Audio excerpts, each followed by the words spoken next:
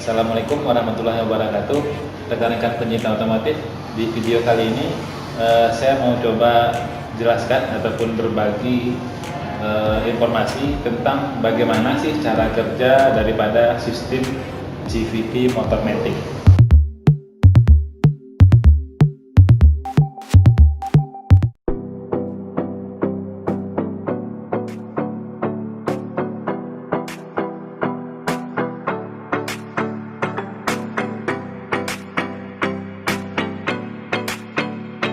Ya, kalau bautnya udah kita buka semua, kadang-kadang nih melepasnya gampang ya. Tapi juga kadang-kadang bisa agak keras. Kalau memang keras kita bisa bantu dengan memukul seperti ini. Tapi jangan digunakan bagian yang keras ini ya, bisa merusak cat ataupun tidak baik ya intinya untuk di mesin ini. Jadi gunakanlah bagian yang seperti ini ya, tumpul atau benda yang tidak terlalu keras. Ini fiber ya ataupun nilon. Kita gunakan.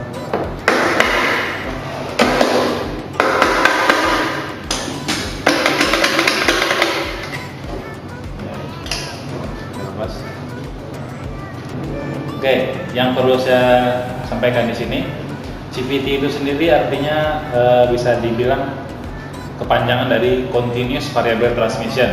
Ya, kalau kita terjemahkan maksudnya mungkin seperti ini. Sistem transmisi yang bersambungan secara terus-menerus gitu. Kalau di motor tipe BB atau Sport yang ada persneling ataupun giginya, itu untuk menambah kecepatan kita harus melakukan perubahan gigi dari gigi 1 ke gigi 2 dan seterusnya. Kalau di motor matic itu tidak diperlukan karena dia menganut sistem otomatis dari kecepatan rendah menuju kecepatan sedang lalu naik sampai kecepatan tinggi. Itu bisa dilakukan dengan menggunakan puli dan balting ini aja. Jadi dia bisa merubah sendiri kecepatannya sesuai yang dibutuhkan. Oke. Nah, selanjutnya saya akan coba jelaskan bagian-bagiannya supaya lebih mudah kita untuk memahaminya. Ya, yang perlu kita ketahui sekarang adalah di motor matic itu penggeraknya ini adalah bagian yang di sebelah sini ya pastinya. Nah, kita mungkin udah pernah lihat juga sebelumnya di bengkel atau di video-video yang lain. Di bagian dalam daripada CVT itu bentuknya seperti ini. Untuk mudahnya kita coba jelaskan bagian-bagiannya sedikit. Yang bagian depan ini, ya, bagian depan itu kita bisa sebut namanya puli primer. Yang di luar ini puli tetap namanya, puli tetap. Yang di bagian dalam ini namanya puli geser. Nah, jadi nanti puli yang di dalam sini ini bisa bergeser. Nah, kalau dia bergeser, ini balting bisa terangkat ke atas karena dijepit oleh si puli geser. Oke, jadi di bagian depan ini namanya puli primer. Nah, itu cara kerjanya dia ngikut putaran dari poros engkol. Kalau mesin kita nyalakan, maka kuras berputar lalu akan menggerakkan puli primer ini. Ya, kita mungkin bisa lihat sedikit contoh gerakannya.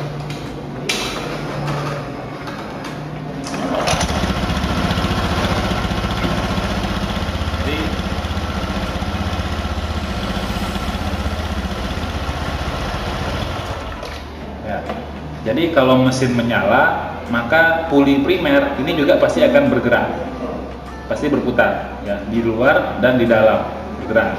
Tetapi posisi balting belum berubah karena kecepatan putarnya masih langsam ataupun idle namanya, karena kecepatannya masih rendah sehingga dia masih di situ aja, posisinya belum menjepit, baltingnya masih tetap.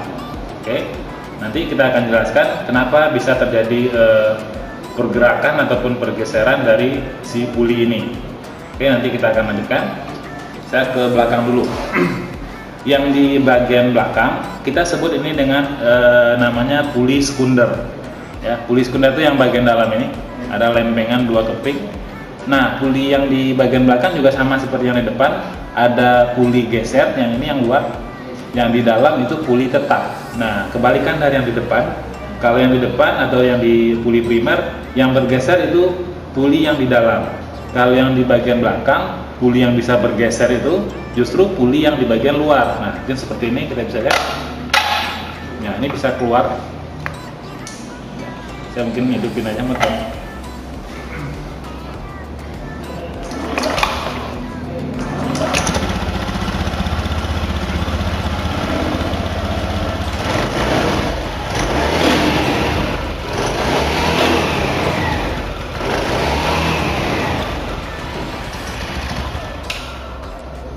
tadi kita lihat sedikit di videonya, ketika kita nyalakan motor dalam posisi langsam, puli primer berputar ya, tetapi belum ada perubahan posisi batting.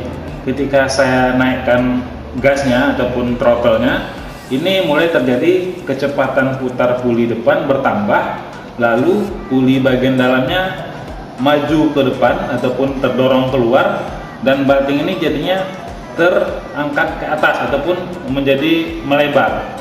Nah, sementara di belakang puli primer otomatis menjadi melebar ya, terbuka deh. Seperti yang tadi kita lihat kan, menjadi terdorong keluar. Nah, batting ini tidak ada perubahan panjang ya, ukurannya tetap. Kalau di depan membesar, maka di belakang jadinya dia mengecil. Kalau yang di depan mengecil, maka yang di belakang menjadi membesar. Nah, jadi dari perubahan ukuran posisi batting tadi ya, yang di depan menjadi membesar, yang di belakang menjadi mengecil.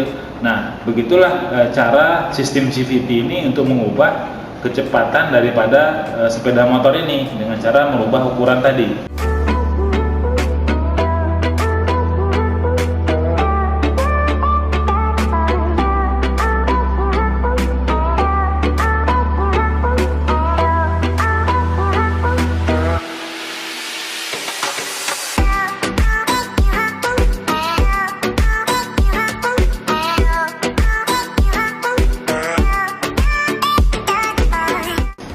Ya, jadi saya coba jelaskan dulu sedikit di bagian puli primer nih, cara kerjanya ya, kita mau coba jelaskan. Ini puli tetap, ini nggak akan bergeser ataupun berpindah posisi, hanya ngikut putaran dari poros engkol. Ya, tadi yang kita udah lihatkan di sini. Nah, posisinya seperti ini. Nah, yang di sini kita sebutnya puli geser.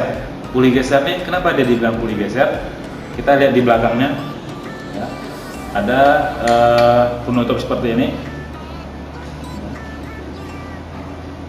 ada yang bulat-bulat seperti ini, ada 6 biji, ada yang menyebut namanya roller, ada juga namanya pemberat ataupun apa ya, yang lebih dikenal sih ini namanya roller.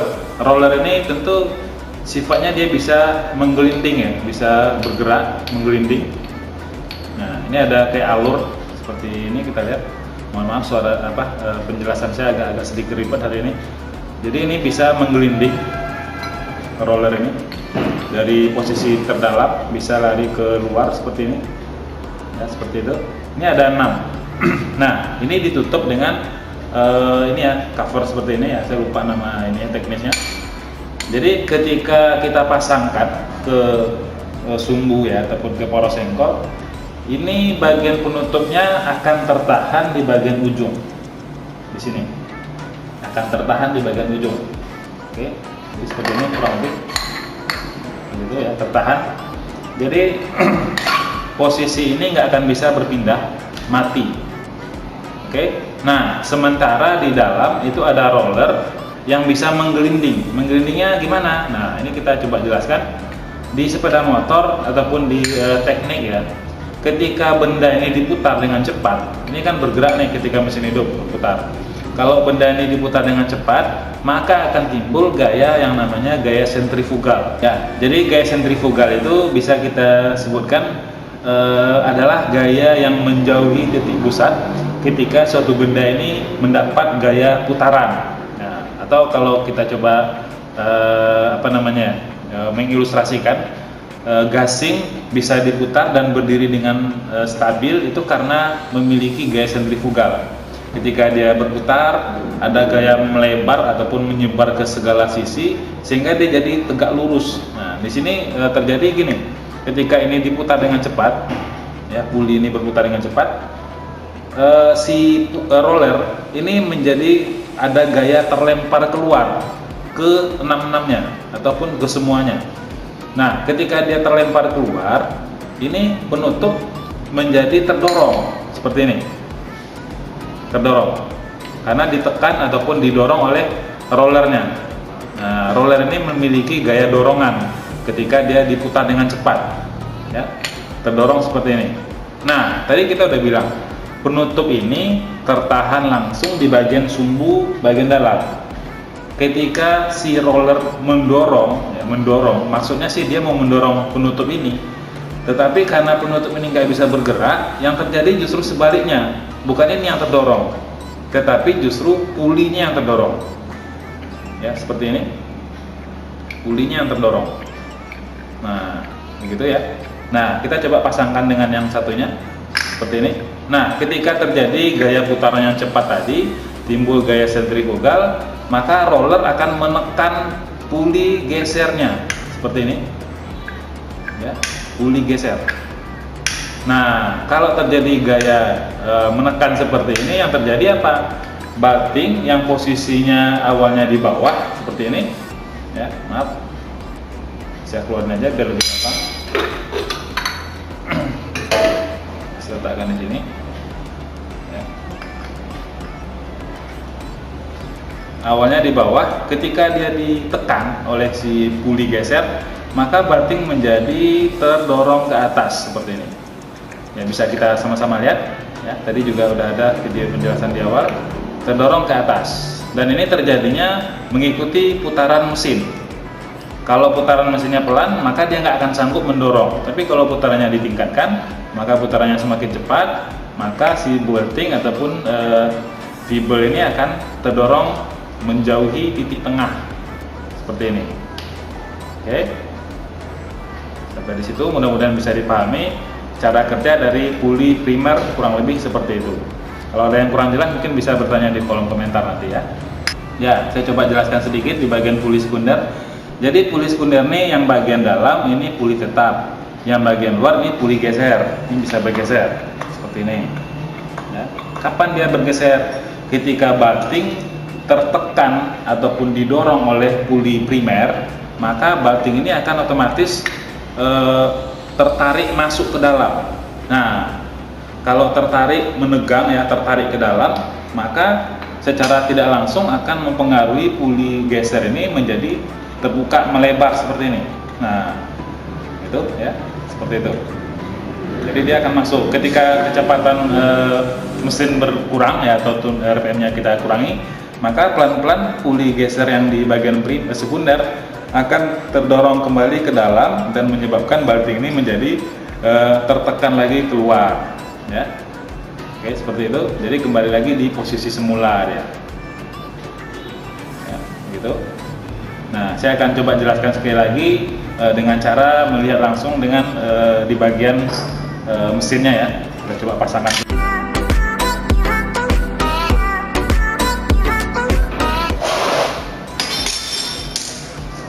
Jangan sampai lupa masang ring ini.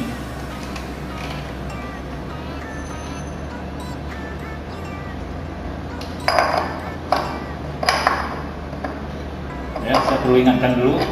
Puli primer yang bagian luar itu ada ulirnya ya, ada apa namanya ini, geriginya, yang mana gerigi ini harus pas masuk ke sumbu karena nanti akan mengikuti gerakan sumbu karena adanya gerigi ini ya.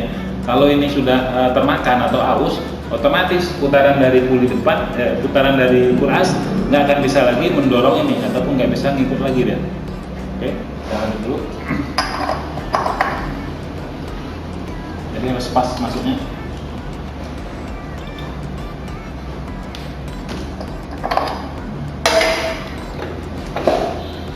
Ya, kadang-kadang harus dibantu dulu.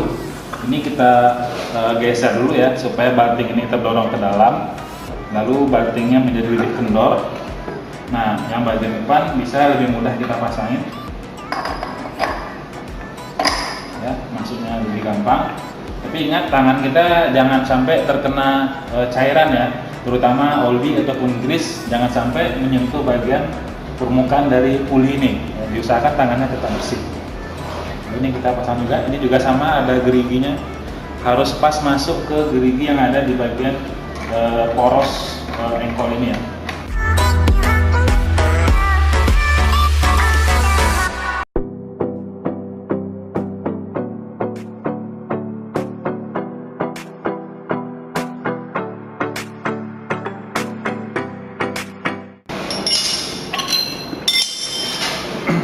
Ya, sebaiknya kalau membuka ataupun mengunci ini gunakan kunci yang pas ya. Kebetulan yang punya kita ternyata tidak terlalu pas, jadi akhirnya saya gunakan alat bantu penahan berupa baut ini aja.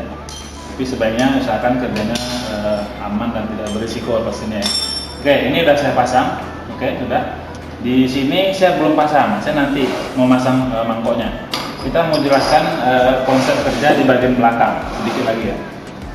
Di bagian puli sekunder yang di belakang ini, prinsipnya itu sebenarnya mirip dengan yang di depan, tetapi beda bahan yang digunakan. Di bagian belakang ada kampas koplingnya, ada 3 kopling di sini, 1, 2, 3. Nah, 1, 2, 3. Oke. Ketika mesin kita nyalakan, puli depan berputar, ini juga berputar, tetapi putarannya ini belum mempengaruhi roda belakang. Kita bisa lihat seperti ini.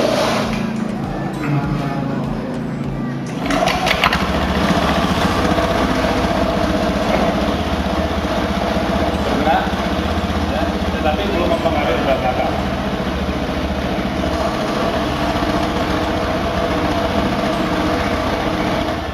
Nah, pada posisi langsam seperti yang kita lihat barusan, ini gerakan dari mesin belum bisa menyebabkan roda belakang bergerak ataupun belum bisa mengikut putaran dari yang depan.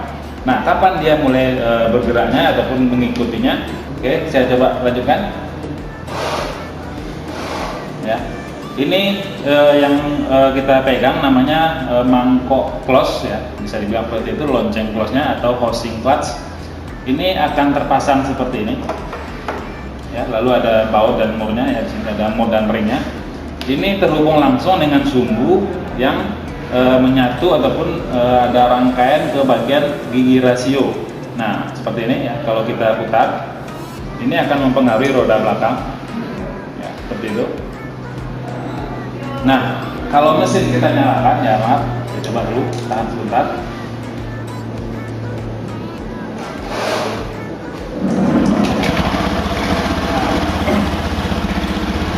Putaran mesin menggerakkan puli primer, tetapi belum bisa menggerakkan roda belakang. Mangkoknya belum bergerak juga. Kalau kita naikkan gasnya seperti ini,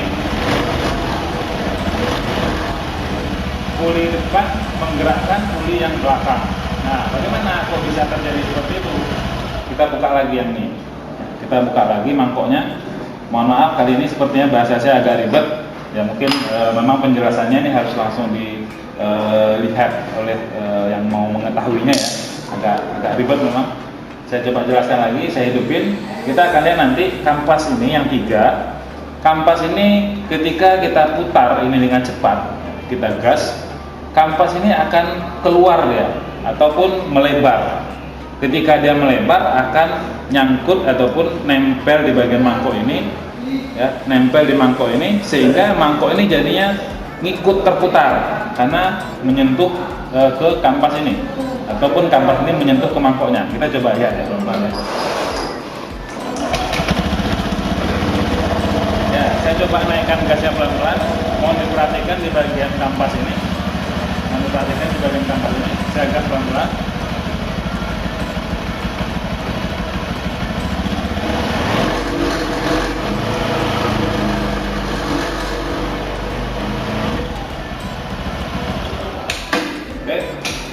Sebelumnya saya informasikan mohon berhati-hati ya, mohon berhati-hati karena kalau kita ngegasnya terlalu kuat dalam posisi tidak terpasang mangkok seperti tadi, kampas ini bisa langsung menghantam ke bagian yang ada di sini ya, atau malah lebih parah itu bisa lepas. Nah, jadi mohon berhati-hati, saya ingatkan lagi, lakukanlah dengan hati-hati pekerjaan kita, jangan sampai menimbulkan risiko ataupun cedera yang tidak kita harapkan pastinya ya. Tujuan saya melakukan ini hanyalah untuk mengedukasi ataupun menyampaikan bagaimana cara kerja sebenarnya. Oke, tadi kita udah lihat ya, ketika kita naikkan gasnya, kampas ini ternyata dia menjadi seperti mengembang ataupun mekar. Nah, ketika dia mengembang tadi lah akan nempel di mangkok ini, lalu mangkok ini menjadi ngikut, nah, ataupun terbawa ya. Ketika dia terbawa, maka ban belakang itu pun akan ikut berputar. Nah, seperti itu. Ya, kurang lebih penjelasan yang bisa kita sampaikan. cara kerja dari bagian CVT Matic ini seperti itu. Barangkali itu dulu yang bisa saya sampaikan. Pastinya masih ada yang bertanya-tanya dalam hati ataupun masih belum cukup paham. Kalau memang ada yang ingin ditanyakan, silahkan jangan sungkan-sungkan untuk bertanya di kolom komentar. Ya, terima kasih sudah mengikuti video ini. Jika dirasa bermanfaat, ya, mungkin bisa bantu kami supaya lebih semangat lagi untuk membuat penjelasan-penjelasan seperti ini dengan cara membantu nge-like ataupun subscribe bagi yang belum. Semoga apa yang kami sampaikan bisa menjadi sedikit tambahan pengetahuan untuk kita semuanya. Sampai jumpa di video kami yang lain. Assalamualaikum warahmatullahi wabarakatuh.